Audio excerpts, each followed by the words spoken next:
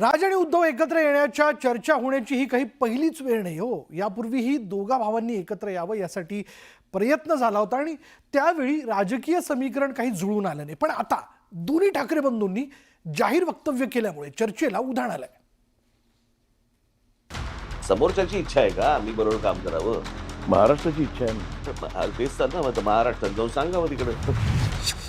महाराष्ट्रात येईल, पण त्याच्या आड जो कोण येईल त्याचं स्वागत मी करणार नाही, त्याला मी घरी बोलवणार नाही, त्याच्या घरी मी जाणार नाही, त्याचं आगत स्वागत त्याच्याबरोबर पंक्तीला बसणार नाही, हे पहिले ठरवा।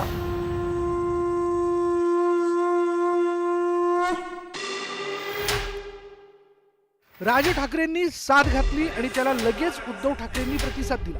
समोरच्याची इच्छा आहे का आम्ही बरोबर काम करावं? महाराष्ट्रात येईल, पण त्याच्या आड जो कोण येईल त्याचं स्वागत मी करणार नाही, त्याला मी घरी बोलवणार नाही, हे पहिले ठरवा। ठाकरे बंधूंच्या या साथ प्रतिसादानं राज्याच्या राजकारणात एकच खळबळ उडाली आहे। ही राज्याच्या राजकारणात नव्या राजकीय समीकरणाची नांदी तर ठरणार नाही ना, अशी राजकीय वर्तुळात चर्चा रंगली आहे। तसंच अनेक राजकीय तर्कवितर्क लढवले जातात।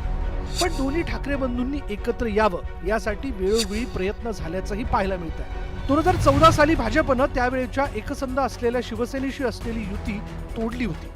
विधानसभेच्या जागा वाटपावरून युती ताणली गेली आणि त्यावेळी भाजपात असलेले एकनाथ खडसेंनी युती तुटल्याची घोषणा केली होती। त्यानंतर राज ठाकरेंनी उद्धव ठाकरेंना युतीचा प्रस्ताव दिला होता। दोन्ही पक्षात विधानसभेच्या जागा वाटपावर चर्चाही झाली होती।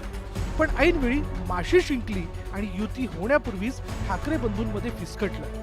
त्यामुळे ठाकरे बंधू एकत्र येता राहिले।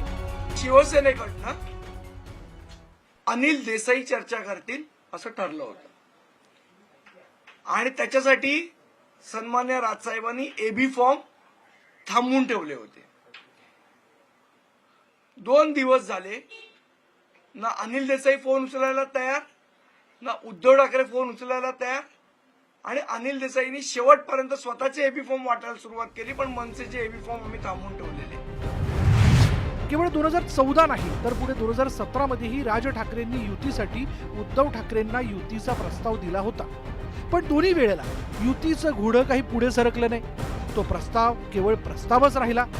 2017 मध्ये मुंबई महापालिका निवडणुकीत शिवसेना आणि भाजपची युती तुटली। त्यावेळी राज ठाकरे यांनी उद्धव ठाकरेंना टाळी द्यायचा प्रयत्न केला, पण शिवसेनेनं त्यांना काहीच प्रतिसाद दिला नाही।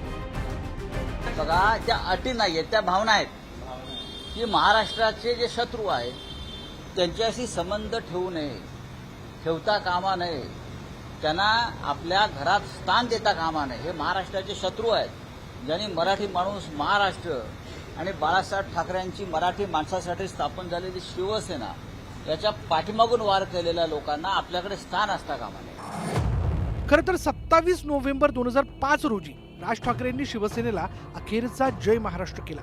त्याला आता 2 दशकं उलटून गेली आहेत। पण दोन्ही ठाकरे बंधूंनी एकत्र यावं असं आजही सर्वसामान्य शिवसैनिकांना वाटतंय। ठाकरे कुटुंब आणि शिवसेना हा शिवसैनिकांच्या मनातील हळवा कोपरा आहे। राज आणि उद्धव या 2 ठाकरे बंधूंनी एकत्र यावं यासाठी जुन्या शिवसैनिकांनी काही वर्षांपूर्वी सह्यांची मोहीमही चालवली होती। तसंच वेळोवेळी बॅनरबाजीच्या माध्यमातून एकत्र येण्याचं आवाहनही करण्यात आलं होतं, पण त्याचा काही एक उपयोग झाला नाही। जुने प्रसंग, जुन्या गोष्टी कोणीही विसरत नाही, आपण म्हणतो राजकारणात। परंतु राजसाहेबांच्या बाबतीत त्यांची जी काही वागणूक होती, जी पद्धत होती, ती मला नाही वाटतं राजसाहेब विसरणार। महाराष्ट्र पाहिल यापुढे काय होतं ते। त्यांनी युती केली तो शेवटी त्या 2 पक्षांचा निर्णय आहे, परंतु प्रेम हे एकतर्फी होत नसतं।